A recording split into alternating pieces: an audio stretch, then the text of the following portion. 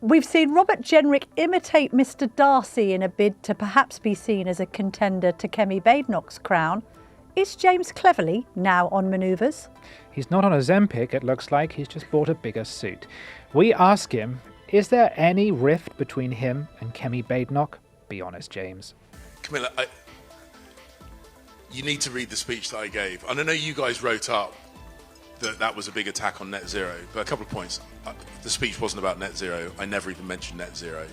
But, you know, why let facts get in the way of a good headline, eh? Tim, you and I met this morning, bright and early, at Methodist Central Hall in Westminster to listen to James Cleverly, formerly a Tory leadership candidate, now just a backbench MP for Braintree, address the Institute for Public Policy Research. And I'm reflecting on it now and wondering, what was all that about? What was that? Why did he call us there? Why were we there, James? To drink this bad coffee and listen to him talk. He spoke for about half an hour about how to beat populism. And actually the speech had some good thoughts in it. He's arguing real conservative philosophy here, which is to say it's not good enough just to say let's tear down systems and sack loads of civil servants. That's not how things work. If you just break things, you'll end up with something broken. Rather, you should have a strategic plan for how you transform institutions from within.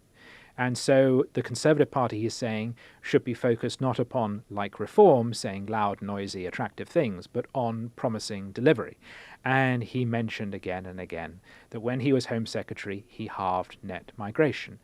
One should add, and no one did, that he halved it from an incredibly high figure that it had risen to under the Conservatives. Nonetheless, I take his point.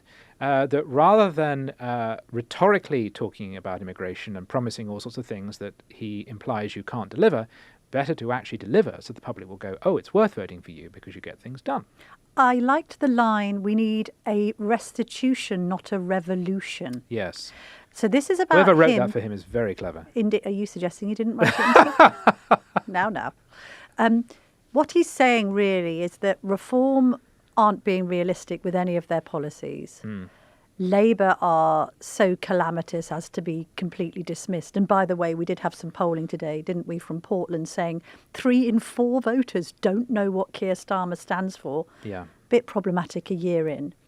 He's trying to pave the way for sensible conservatism, or at least the desire for sensible, competent conservatism to shine, to win the day again, to shine through between where sort of reform meets reality and Labour hits calamity.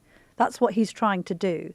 But then, as ever, we were both sitting there deeply suspicious of the motivations. Because he framed it as, I am here to criticise the populism of reform, but implicit within that is he's criticising the populism of people within his own party.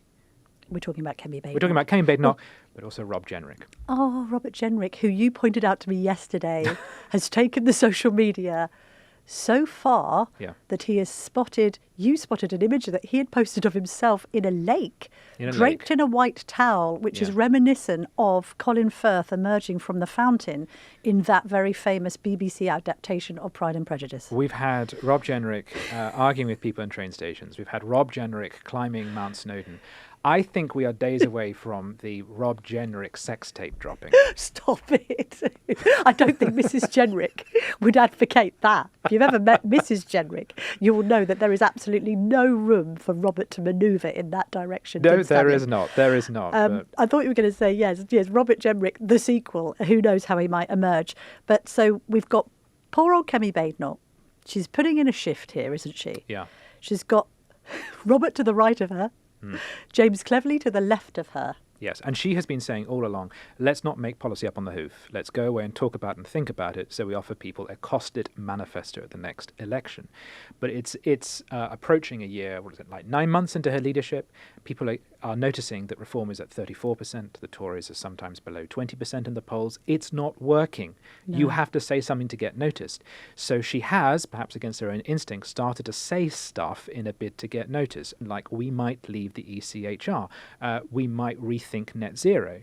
So the moment she starts to say stuff that gets journalists like us sitting up and thinking, oh, wow, maybe the Tory party has changed. Maybe it's got something to say. Maybe you don't have to vote reform.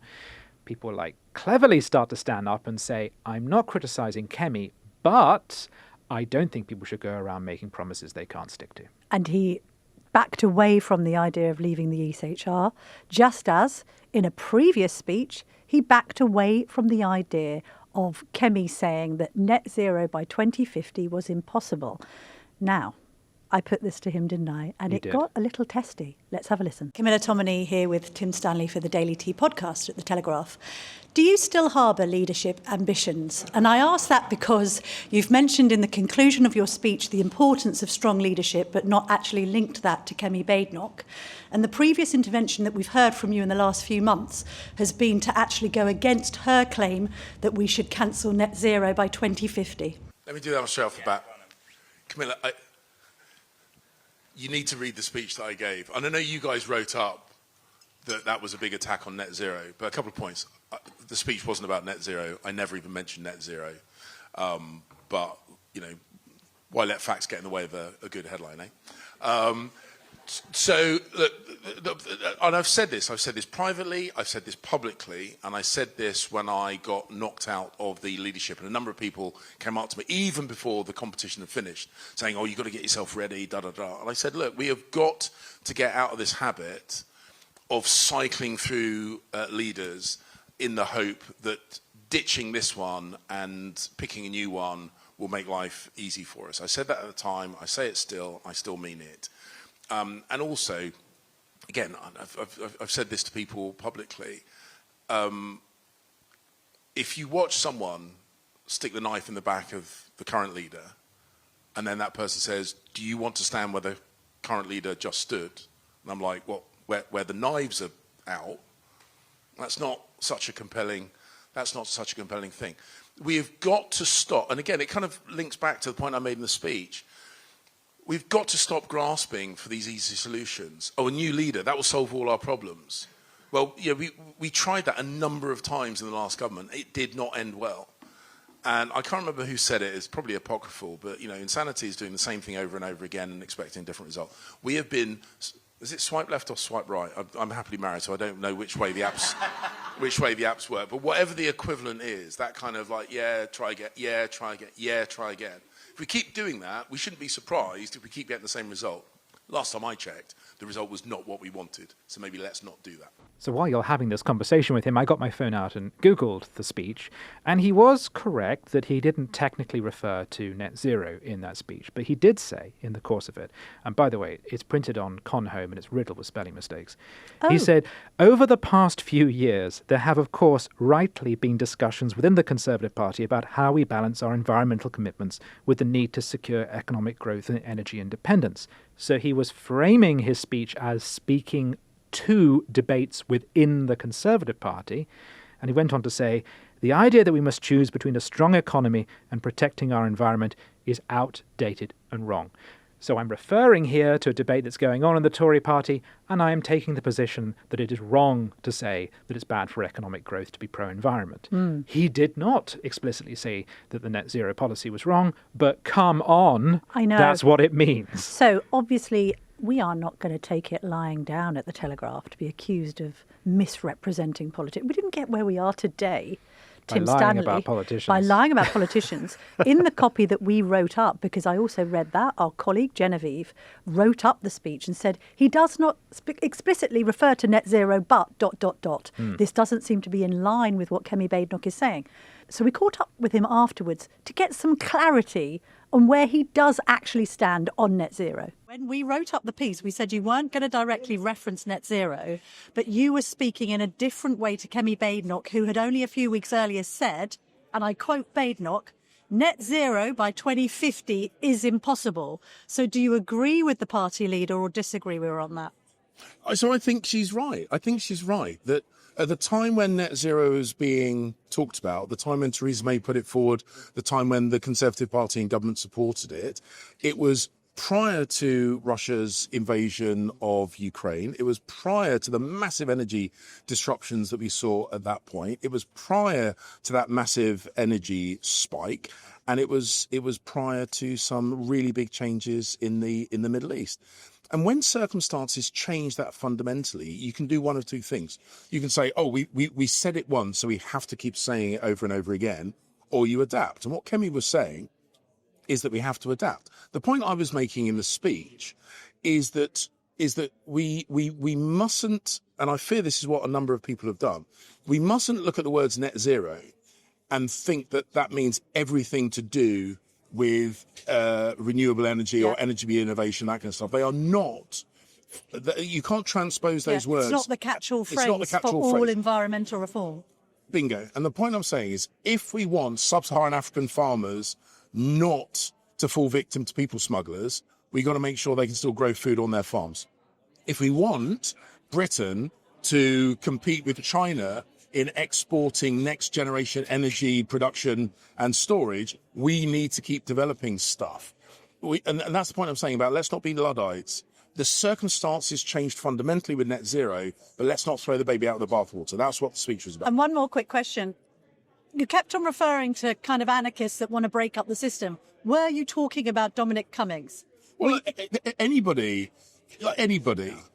that says, I've got a simple answer to these complicated problems, just smash it up and start again, is talking nonsense. And I think it's, my view is for people who have been in the heart of government to basically start proposing stuff that they must know is just not credible enough, but just not possible. I don't think it's a serious proposition. And so, tempting, headline grabbing, but just not credible. Okay. James Cleverly, thank you very much indeed. Cheers, Gwen. Thank you. So he sort of says, yes, I do support Kemi. Yes. And Does by he, saying though? that... Does he, though? They're just wait. I feel that these two blokes are just waiting for her to fall. Yes. They're not going to take her out. That would be, frankly, suicidal at this stage. I mean, how much infighting can this Tory party sustain? I mean, imagine if they get rid of Kemi, but they just will look so ridiculous. It will make reform look positively sensible and coherent in its party management. Yes. So they can't do that. But don't you just get the impression they're both waiting in the wings for her to fall? If they are not, then there was no point to that speech whatsoever. Why call everyone together to give a speech in which you say, I'm just reflecting upon our war with reform and I'm totally behind the leader? You don't need to give that speech. No. But unless he's sort of promoting himself for future appearances on cruise ships or something. What would you do if you're Badenoch, though? I'd bring both these blokes in closer. Yep. He rejected, I think, a shadow cabinet role. He should probably take one because he would be more effective, I think, than some other shadow cabinet members. Yes, and he'd have a proper platform for giving speeches. Yes, which should be in favour of her. Yes. And then Jenrick, I mean, if I were her, I'd just bring him in, borrow some of his communications people. Yes. Have him as her deputy or something. I'd steal his staff, definitely. Yes. But if I was her, I would ignore them both. Because I think the argument is understood within the Tory party, among the people who matter, i.e. the donors, that the party will look ridiculous if it changes leader. And for that reason alone, I think reform is her best friend, the threat of reform.